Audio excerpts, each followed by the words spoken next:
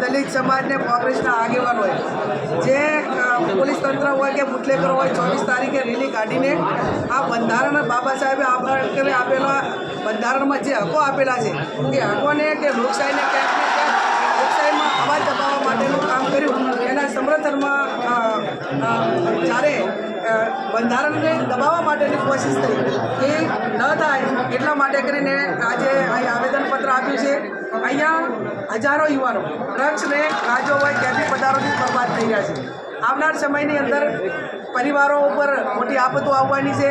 ઘણા બધા યુવાનો સુસાઇડ કર્યું છે અને આવનાર સમયની અંદર આ ઘટનાઓ વધારે ન થાય એના માટે કરીને ગૃહ વિભાગને વહેલાસર આની સામે કાર્યવાહી થાય। આજે તમે એમ માનો કે પોલીસનું કામ કાયદો વ્યવસ્થા જાળવવાનું, બંદીઓને રોકવાનું છે।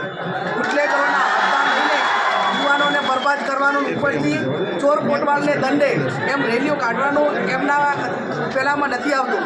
અને જ્યારે પોલીસ આ રીતે કરે ત્યારે હું માનું છું ત્યાં સુધી ક્યાંક ને ક્યાંક લોકશાહી ઉપર એક દબાણ વધી રહ્યું છે, એના ઉપર કલંક લાગી રહ્યું છે।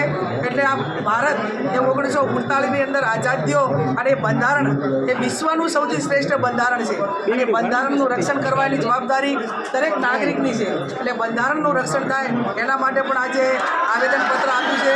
હું રાજ્યના ગૃહમંત્રીને કહેવા માગું છું કે તમે એક યુવાન છો અને બનાસકાંઠાના છો, આમ તો તમે બનાસકાંઠાના નામે ગૌરવ લો છો, ત્યારે તમે ડેપ્યુટી સીએમ હોય, ગૃહમંત્રી હોય, ત્યારે આ તમારા જિલ્લાના યુવાનો બરબાદ થઈ રહ્યા છે અને તમારી રેમ નજર હેઠળ લોકોની જે આશા અપેક્ષાઓ હતી કે એક જિલ્લાનો યુવાન એ ડેપ્યુટી સીએમ છે તો જિલ્લો ખૂબ મોટી આશા અપેક્ષા રાખતો હતો, એના બદલે આજે જિલ્લો બરબાદ થઈ રહ્યો છે। હું મીડિયાના માધ્યમથી એમને કહેવા માગું છું કે જે તમને માદરે વતનનું લાગણી હોય તો આ વહેલામાં વહેલું આ ડ્રગ્સને દારૂની બધીઓ બંધ કરાવો।